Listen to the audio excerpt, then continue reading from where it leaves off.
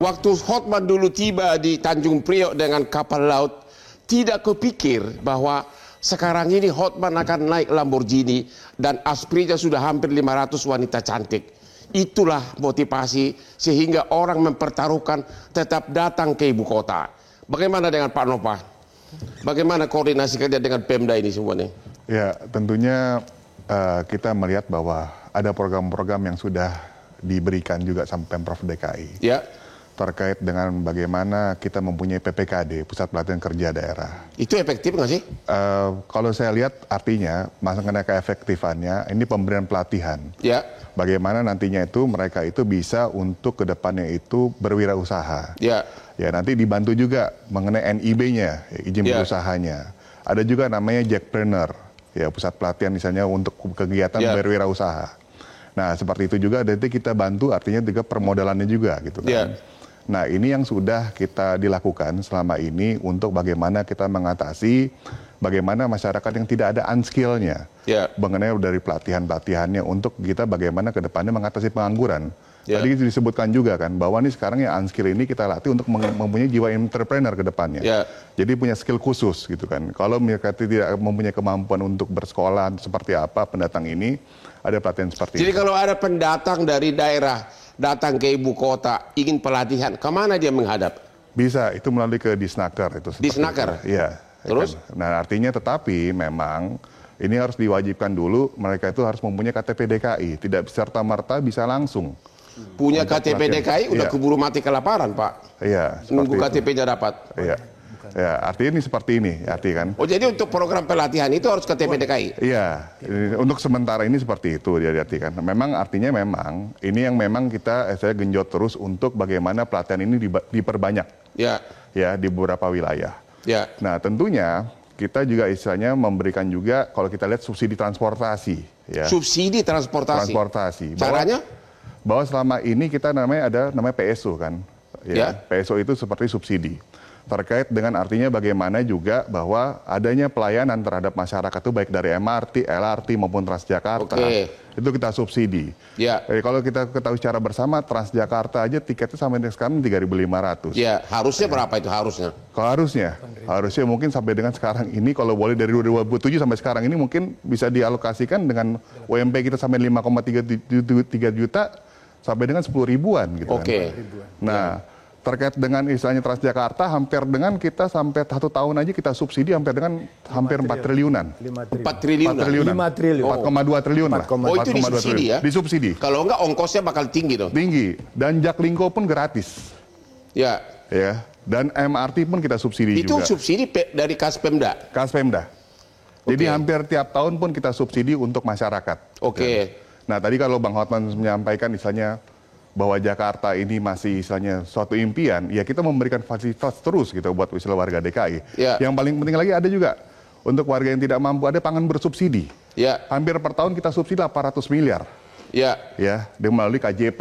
Gitu kan? Jadi mereka bisa mendapatkan subsidi melalui istilahnya terkait dengan pangan yang terkait dengan daging, beras, gitu kan, seperti itu, gitu kan. Ini yang artinya memang yang disediakan sama Pemprov DKI. Nah, tetapi kalau saya juga istilahnya menggarisbawahin, ini kita harus istilahnya benar-benar cari juga ke depannya juga. Kalau Pak Gubernur menyampaikan beberapa waktu lalu bahwa subsidi ini yang diberikan mungkin harus ada jangkauan waktu, misalnya mungkin penduduk yang sudah menetap kurang lebih sampai dengan 10 tahun, Mas Ciko ya. Saya kira setuju. Dirubah begitu. Saya kira setuju. Kenapa seperti itu? Karena kalau misal tidak, mungkin sekarang datang terus nih ke Jakarta, akhirnya dia ber-KTP DKI, lama-lama kita akhirnya anggaran ini tergerus untuk subsidi. Oh begitu. Jadi opportunity-nya tuh Bang, bukan cuma opportunity akan ada pekerjaan, kita bisa hasli. Enggak, Jakarta ini memang bansosnya luar biasa. Penikmat subsidinya. Ada bansos dari pusat dan bansos-bansos Jakarta ini tadi ada KJP, kartu lansia, kartu anak. Ini yang tidak didapat di daerah-daerah lain. DKI itu sangat baik sama pendatang. Benar. Kita tahu berapa anggaran yang diberikan, 17 triliun. 17 triliun untuk kartu Jakarta Sehat, kartu Jakarta Pintar, BPJS, lansia, transportasi. Itu sebetulnya kalau kita bandingkan dengan jumlah APBD yang hampir 90 triliun itu mendekati seperempatnya.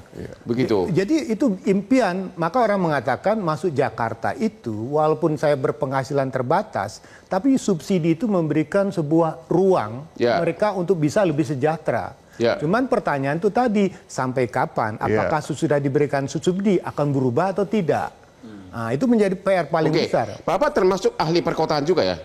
Gini Bang, aku kasih tahu sedikit Bang ya.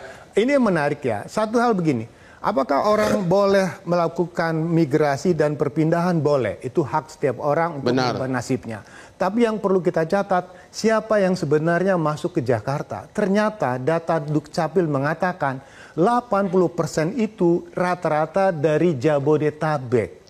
Ternyata orang kalau melakukan perpindahan, dia akan tahu berapa tinggi rentang masalahnya. Nah, makanya misalnya orang paling banyak sekarang dari Bogor, Kabupaten Bekasi, kemudian dari kota sekitar Banten untuk masuk ke Jakarta. Kalau yang dari luar Jawa, di luar wilayah Jabodetabek itu dari Kendal, dari Brebes, dari Tegal dan beberapa daerah lainnya, termasuk juga dari Medan agak banyak, Bang. Nah, jadi yang menjadi PR kita adalah kenapa makin lama tinggal sedikit. Nah, ini yang menjadi pertanyaan kita. Makin sedikit apanya? Pendatang dari luar Jabodetabek. Oh, justru makin menurun ya? Makin menurun. Karena orang sekarang sudah melihat, contohnya ya di Jawa Tengah. Jawa Tengah itu kawasan industri mulai dibangun. Kendal, Brebes. Beralih. Jadi manufacturing beralih gitu. Beralih. Seperti UMP yang terlalu tinggi di Jakarta dan sekitarnya, itu mendorong relokasi. Contoh yang menarik ya, ini mungkin harusnya informasi terbuka. Di Brebes. Di Brebes itu ada industri alas kaki dari Tangerang yang pindah. Di sana butuh 25.000 tenaga kerja. Ternyata yang tersedia cuma 12.000. Dari 12.000 yang bisa diterima cuma 5.000.